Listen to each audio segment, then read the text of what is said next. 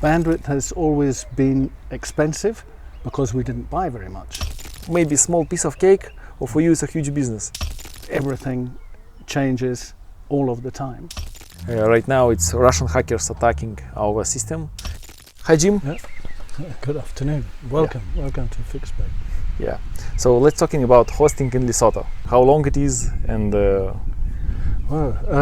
Leo brought internet to Lesotho in 1994. So Leo has been responsible to establish internet service in Lesotho.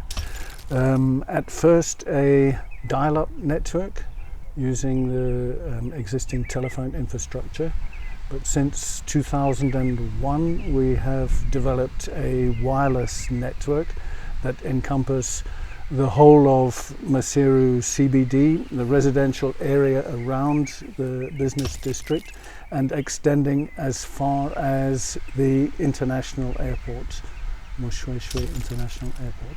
And if we talk about now you're one of the leading providers of internet and the first hosting company in Lesotho.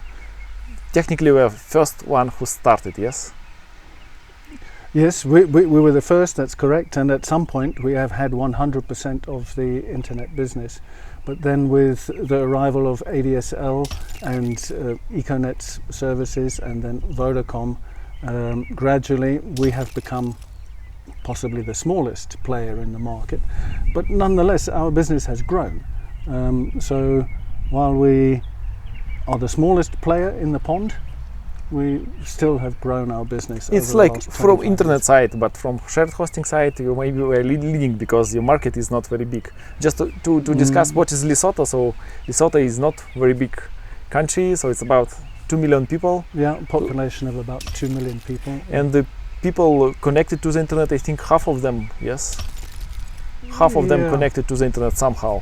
Yes. Through internet, through telephone or through DSL? Yeah. Mostly by means of mobile devices with smartphones, certainly. 90% of population living in countryside?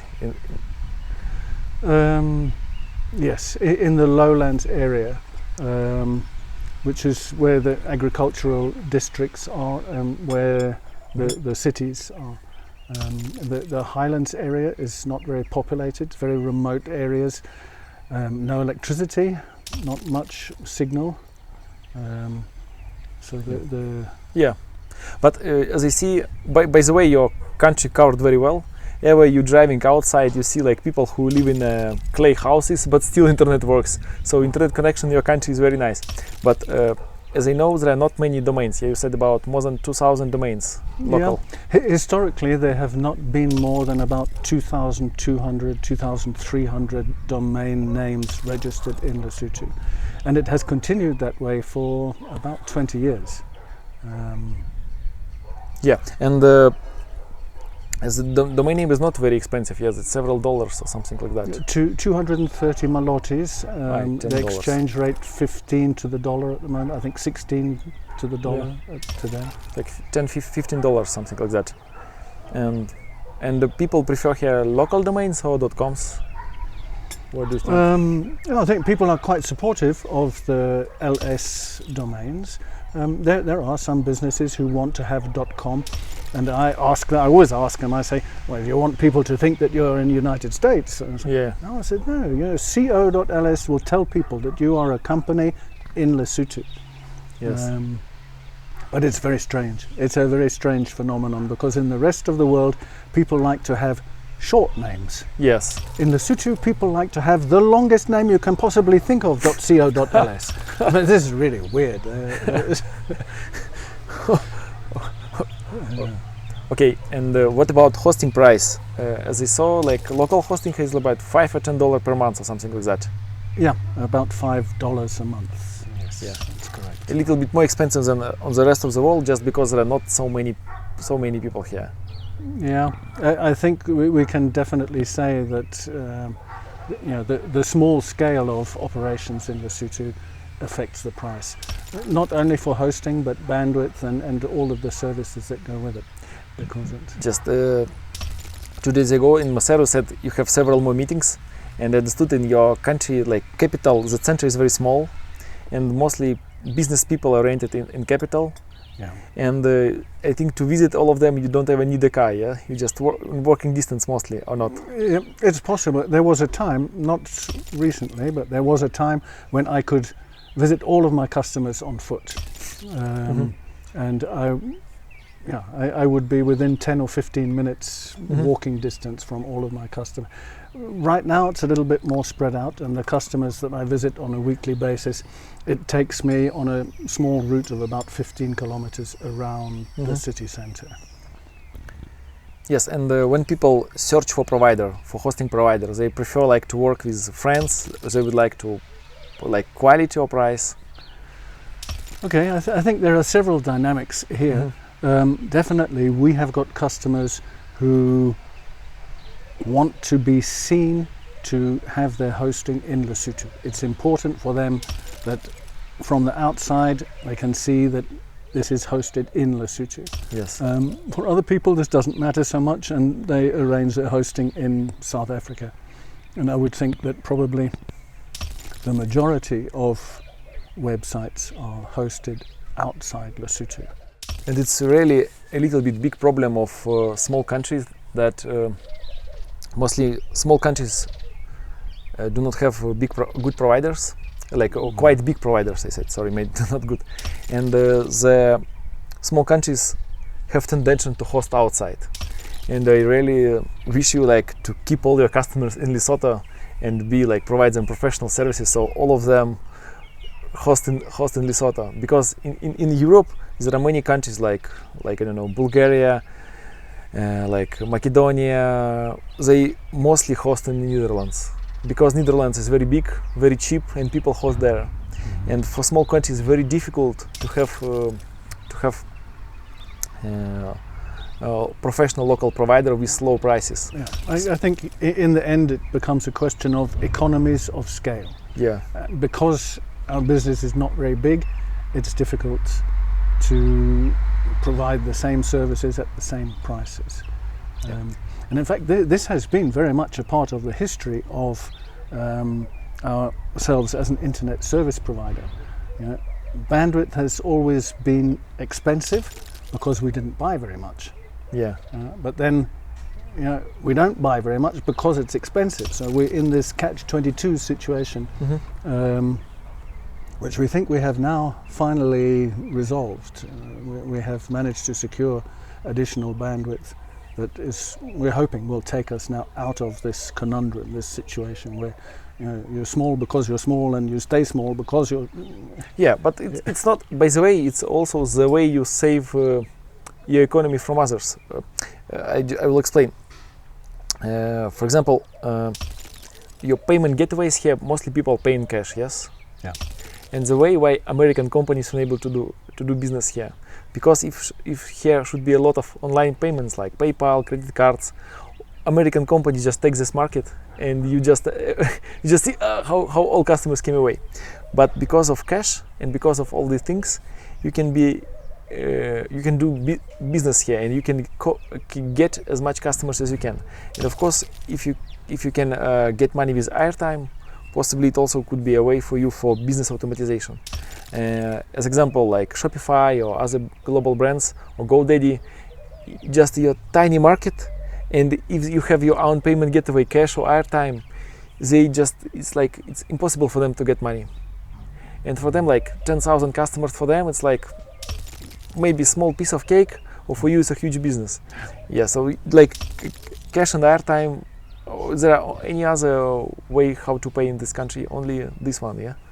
Bank transfer is not very popular. No, well, there are opportunities for money transfer, but mostly it's between Lesotho and South Africa, or Lesotho, Swaziland. You know, there's a big portion of the Lesotho population that are migrant labourers working in South Africa and then send the money home to families in the villages and the cities. And about language, so educated people use mostly English, maybe English for communication with the rest of the world. But when people writing support to you, they write in Sesotho, in local language, or they write in English? I would say almost exclusively in English.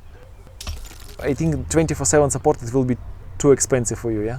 And they're not standard in that country. No, we do. You do? We have remote hands and eyes agreements with a couple of different operations, and we provide 24/7 support, but for selected customers who pay for it. So, you know, when we have residential customers, we're not expecting to provide 24/7 support for them, but for a limited number of customers, we do offer 24/7. Yes. And if you can share several life hacks, for example, most your successful campaign, maybe it was 20 years ago, maybe it was 10 years ago, just the most successful like things that maybe other hosting provider also listening for you. Some of them from, I don't know, Zambia, from Japan, from China, they're listening to you. Just maybe if you can share any life hacks that was really successful for you. If there are no other, maybe good ad or maybe good steps that you made it and it's really provide you a good growth. Yeah, I haven't mentioned this before, but I'm engaged as a consultant for the domain name registry of Tongo, .to. Okay. So I have quite strong feelings about domain name registries, having been involved for more than 20 years. And when the LCA decided to form the LsNIC, and it became clear that the registry would be taken away from Leo and made into something more public, I made sure to get myself a seat on the board of the LsNIC, and that was a very proud moment for me. Nice. I was very pleased about that. Things didn't turn out quite the way that it was expected, but yeah, that was something special for me. If you can also influence and manage the price of local domain name to decrease it, because possibly more people will buy it here. And also if your local domain name will be only through your country, so maybe people buy domain name through you, so you get hosting through you as well. So yes. So I think like domain price. So in Russia somehow it was the same and is as in Namibia now, like $100 per month or per year, sorry. And in Russia the domain cost like $150 or something. And then there was a government meeting. Also Putin was there. Yeah, I'm not here, but I just heard about this meeting. It was like 20 years ago. And then Putin was talking to leading companies in Russia and talking why is the internet going not so well. And one of the leading providers said that the problem in Russian internet is because of Russian domains. It's cost $150. After 2 weeks, domain cost in Russia like $2 or $3 till now. So the idea just is decrease the internet price like 50 times. And the internet grows that like that. So I think that if your domain costs like $2-3, not 15, maybe have $1, I don't know. Or maybe I think it will be much easier for you to sell and also get local customers. Because when you sell local domains, customer can go to you and buy your domain, also your hosting. But as he start buying .com, international business have better interface, and they start buying maybe better price and they come away. So I think possibly it could be a good way for the market, possibly. Okay, just it's maybe ideas for you. Of course, it's sometimes it works. Certainly. In Namibia, for example, domain costs $100. I was talking with a registry in Malawi. They cost like, I don't remember, $40 or $35. And they were talking, he said, I need numbers. As we have bigger numbers, the domain have like tendency to decrease. Because registries is in private hands, totally in private hands, so they can manage how they want. It's in logic, but it's not also rich country, so they do what they want. About our life hacks, we start targeting small countries, and it's not our main focus, but for me it's a big pleasure to work with small countries. And while talking with you and other, for example, I will talk with some companies in Eswatini, and the idea just some magic happens because I understand your business and I can scale it to rest of the world. And by the way, while talking to you, as example, you are our like customer, and you are as example reseller of domains Kaza. I have some small power for domains Kaza saying, why you don't use site builder for reselling plans? So like so I'm talking to somebody in a small country in Africa. People do not even know where it is, and some magic happens around. So it's like also our life hacks. Everybody focus on big customers. We focus on small customers. Not on all small customers, but we focus on the areas that nobody covers. No huge money here, but I think it's huge potential here. Maybe you can share your big fail. I've had a small printing business with lithograph printing press, which I ran for nearly 12 years. It reached a point where it was apparent that the printing industry, printing business was changing a lot. I mean, with the advent of smartphones and the digital age and everything else, small printing business no longer looked viable. And after 12 years of effort to create that, it was a sad day when I told the staff when we were going to close, and I would pay them what was due to them. Well, I think that things change. This is, it's very much part of our business. Is that everything changes all of the time, and if we don't keep up with it, if we don't change together with the rest of the industry, and if we don't keep pace, then we will be left behind. And I think this is something that I'm very much aware of after our meeting 2 days ago. By the way, about changes, you're like company with long history in Lesotho, and still our like when we go to country, my like helpers and like our account managers write to all companies usually, and only one company who replied. So it means like you have one open minded, others just forget it.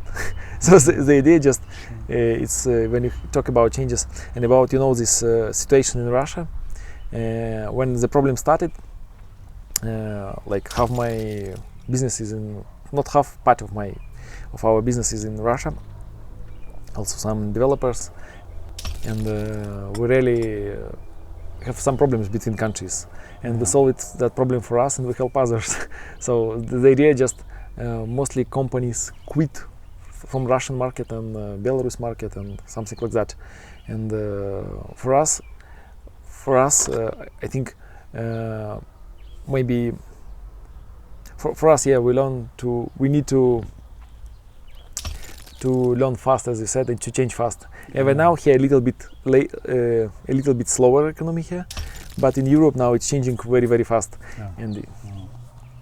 Well, I don't think anybody can condone the war that is happening in Ukraine at the moment, but I feel for the Russian people, because with all of the sanctions and the difficulties and the obstacles that are now put in their way, it must change their lives too. But the war is not right. Right now it's Russian hackers attacking our system. It started on Monday till now. So on Monday we have troubleshoot for 40 minutes. Now we succeed, not Site.pro but our other business, Site.pro without interruptions because of structure, and our other business just have shut down for 40 minutes. But in our country, tax offices and lots of banks just shut down and stop services during. It was not Russian hackers. It was like community of Russian hackers that were not sponsored. They just they just would like to show that they are. So it's like for fun, because of Lithuanian sanctions. I have very much enjoyed meeting you and the opportunity to have some very interesting discussions. And I would like to wish you all the best on your continued travels and expeditions. Thank you very much. And thank you that accept me. Lesotho is very nice country, and it's located in South Africa, but South Africa is absolutely different than Lesotho. It's just people are different, point of view, safety is different, roads are different, and the pleasure from the country is also different. So you just can enjoy really nice country. Thank you very much. Thank you, Jim. Okay, good.